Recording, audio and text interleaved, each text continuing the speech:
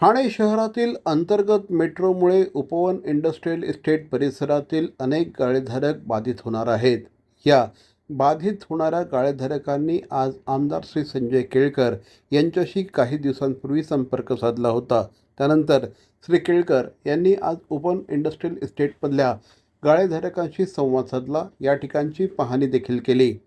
या ठिकाणी 50-50 वर्षापासून आमचे गाळे आहेत. जेव्हा रस्ता रुंदीकरण झालं त्यावेळेस आम्ही आमच्या जागा दिल्या. आता पुन्हा एकदा मेट्रोमुळे आम्हाला विस्थापित करू नका, असं या ठिकाणच्या गाळेधारकांचं म्हणणं आहे. त्याचप्रमाणे जर मेट्रोचा मार्ग बदलला तर फारच उत्तम, अन्यथा आमचं पुनर्वसन योग्य पद्धतीने करा, अशी मागणी देखील या ठिकाणच्या गाळेधारकांनी केली. उपवन इंडस्ट्रियल एसोसिएशन की तरफ से जो गाले रिंग मेट्रो प्रोजेक्ट में जो बाधित हो रहे हैं उसको कम से कम हम बाधित हो वो चर्चा की है हमने संजय केलकर साहब के साथ में, और उन्होंने हमें आश्वासन दिया है कि हम कोई ना कोई बीच का रास्ता ज़रूर निकालेंगे और उपवन इंडस्ट्रियल एसोसिएशन को कम से कम तकलीफ हो इस तरीके का नियोजन हम करके देंगे. गेली अनेक वर्ष आम्ही लोकांनी म्हणजे आत्तापर्यंत जेवढ्यांदा रोड वाइंडिंग दिली तेव्हा 3 वेळा आम्ही इथल्या जागा गव्हर्नमेंटला दिल्या आहेत. आम्ही या प्रकल्पाच्या कोणीही विरोधात नाही, परंतु एवढं नक्की एवढे 50 वर्षापूर्वीचे जे व्यवसाय बसलेले आहेत ते कुठेही विस्थापित होणार नाहीत, यासाठी आज आम्ही केळकर साहेबांना बोलवलेलं आणि त्यांच्याकडून आम्हाला आश्वासन मिळालं आहे की जेवढे गाळे बाधित होतील त्या आधी आपण चेक करू आणि जर होणार असेल तर तुम्हाला इथल्या इथे कुठे ॲडजस्ट करू किंवा आम्ही इथनं पर्यायी काहीतरी त्या लोकांना पर्याय सुचवून दुसरीकडे हे करून देतो. आणि या ठिकाणी कुणाचाही गाळा बाधित होऊ नये, कोणी वाऱ्यावर जाऊ नये, या भूमिका आमची आहे.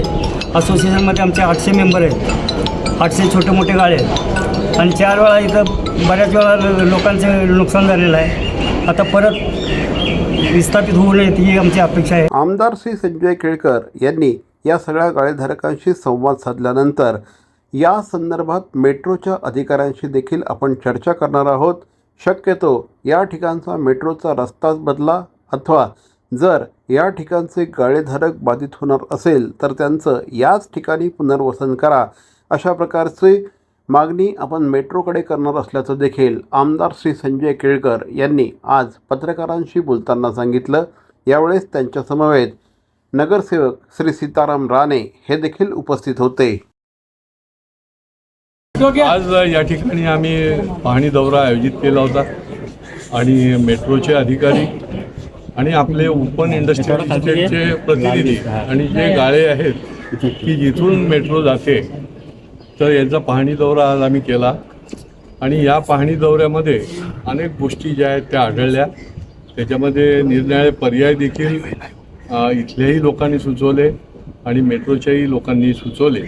आता याच्यामध्ये नक्की किती गाळे बाधित होत आहेत त्याचा सर्व्हे केला जाईल आणि त्या सर्व्हेच्या नंतर देखील याच्यातनं की कमीत कमी इथल्या आमच्या उद्योजकांना त्रास होईल, कमीत कमी इथल्या उद्योजकांवर त्याचा परिणाम होईल, त्यांच्या पोटापाण्यावर, अशा प्रकारची रचना करण्याचा आम्ही त्यांच्या वतीने मेट्रोकडे प्रयत्न करू.